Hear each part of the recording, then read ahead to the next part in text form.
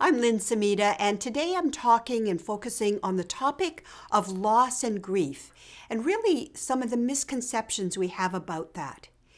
Sometimes loss creeps up very slowly, almost we don't notice, and maybe don't even recognize that loss is what we're dealing with. And other times it's very dramatic, like the loss of a loved one, and it just hits a person like a sledgehammer. So there's many faces of loss and ways to experience loss. And the other thing is there's many ways to grieve. Many people ask me, what's normal? Is there a normal time frame, a normal way to grieve? And the truth is, there isn't. People do it in many different ways, but one of the myths is that time itself will do the trick. And I've found that that's not true. It's what you do with the time that's so important. And in fact, I remember working with a 70-year-old woman, in her 70s, in fact, and her husband died. Her children were very concerned about her, and they asked me to go and see her and really assess whether there was more than just grief going on. And so as I met with her and we talked about what had gone on, I was struck profoundly at how she had literally stopped time. Her husband had died 5 years earlier, and she was still talking to him, setting the table for him, and in fact going to the closet and smelling his jackets because he was a pipe smoker, and she could really feel connected to him when she smelled that pipe smoke. And so time had stopped for her. She was not interested in what was actually going on in the present, her children and her grandchildren, and had disconnected from that in order to stop time. And so her processing of grief actually had stopped as well. So many ways to look at grief, many ways to understand how we process it.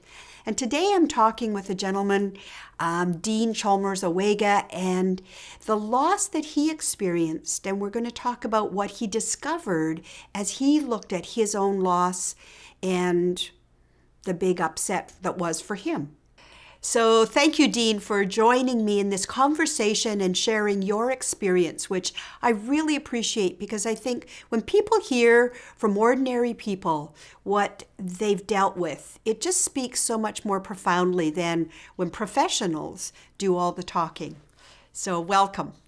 Thank you so much, Lynn. Good to be here. So would you just start with what prompted you to come and see me? What was the kind of trigger or impetus?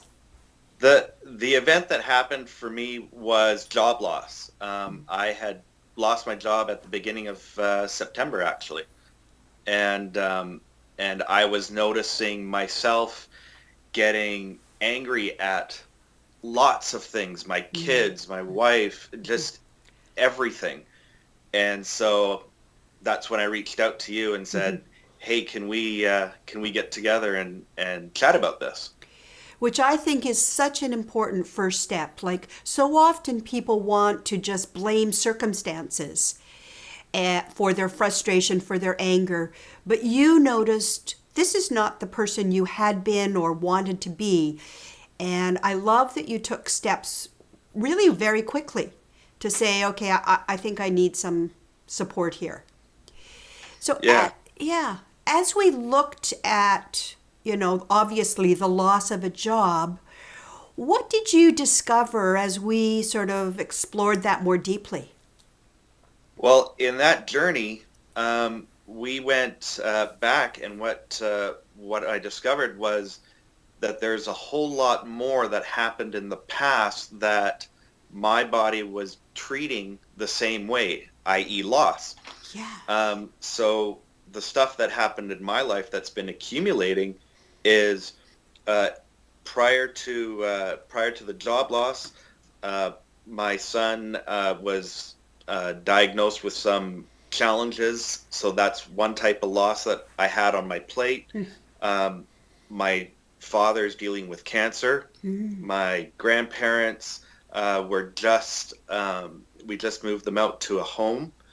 And even further back, now going probably about 10 years or so, my mom has Alzheimer's, Mm. and about 10 years ago is when she forgot who I am. Mm. So yet another kind of loss. So, and Yeah. as we went through our sessions, what we sort of discovered is that loss sort of came about even prior to that, all going back to childhood. So it was quite amazing to find out all of this. And I love that you're saying it because it's how I think about it, which is that loss triggers loss. And so your body, your nervous system was holding the current loss of job. It was coding it, if you like to say, using a technical term, the same as those other losses. And Absolutely. yeah, so I think for so many people, they don't realize that's partly where the tsunami effect comes from, because all those old files in effect open up. And now we've got a much bigger feeling of loss than maybe seems sometimes appropriate for the current situation. So, Totally. That's exactly what I experienced. It just, my mom coming up having Alzheimer's was fine. Okay, I can deal with that. But as things kept accumulating, it was just getting too much for me. yeah. And so I think another piece I'd like you to focus on is, what did you do then to start to handle the accumulation? What were your patterns? Because that can help people recognize, oh, this might be something to pay attention to. You've mentioned the anger. Was there anything else? Absolutely. Um, what we found or the pattern that I went into was there was anger, Mm-hmm. and then I'd feel guilty about that, and I'd isolate myself. Ah, Um, and then once the isolation is sort of done, then it's going back to whoever I got angry at and apologizing and taking steps to try to remedy it. And then something would usually not work out quite right, and then it just became a big cycle that I mm, continuously got angry, isolated, and then guilty, and then try to remedy it somehow. yeah. And that's such a beautiful way to sort of clearly show that loop that people get caught in, that almost seems endless. It's like you never get out. You never get ahead. Absolutely. Yeah. It was hard times. Yeah. So, what was the most surprising for you as you addressed those pieces of the loss and the coping? Well, is there something that surprised you or was different than what you thought would turn out? Well, I think what surprised me the most is not realizing how the accumulation effect on the whole thing. Um, I thought, for example, 10 years ago with my mom, it happened, time had gone by. I thought, okay, I'm pretty good about this, but really, I hadn't dealt with it. Yeah. So all this stuff kept accumulating, and I was really surprised about all of that. Yeah. Thank you. I think that is a surprise for people, that there can be that much still buried when it's overdone 10 years ago, longer, and yet the system is still holding on. Yes. So, if I were to say, what's one thing you would like to say to people, dealing with a loss, whether it's relationship loss, a job loss, even in a car accident, loss of our health, our ability to just get up and move without chronic pain? Is there something then you'd want to say to people that you've learned through this? I would want to say, try to recognize, okay, something did happen, and seek some help, because dealing with this on your own, excuse me, it's really, really challenging to try to deal with on your own. So seek the help, and to, like, especially with yourself, to help guide me through the process and recognize it, and then to deal with the emotions, and to effectively clear it from my system so that I can get back to living my life and using my brain again in effect, because my brain had shut down. Right. And you just pointed to something I'd like to speak into. I think a lot of people don't want to get help because they think they're going to have to go into all the old stuff and that it's going to be awful and it's going to take forever and so on. What was your experience? Because we did touch into things in the past, but what was it like for you? Well, as you said, we definitely touched on things in the past, but it all went by very quick. The merest point process is able to deal with it very quickly, and I think we were at 4 sessions, and that was the process. It was done. Yeah.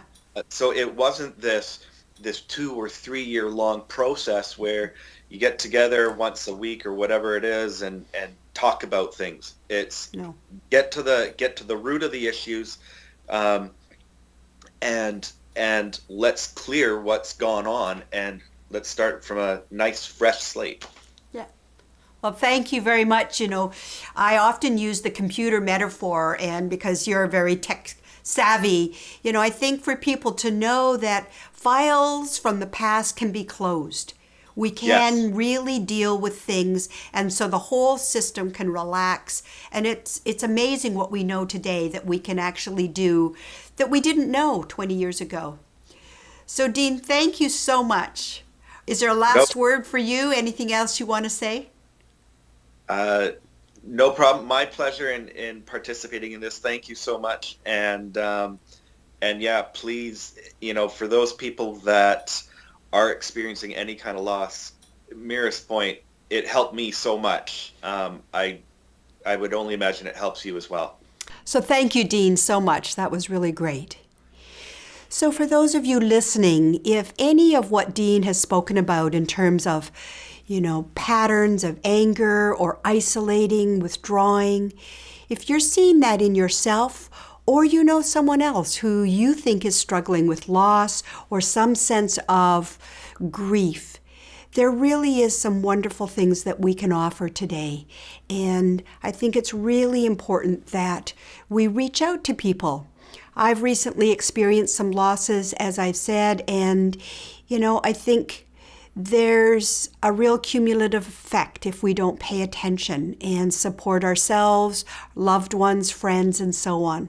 So thanks for listening. Please be in touch if you have any questions. We'd love to hear from you.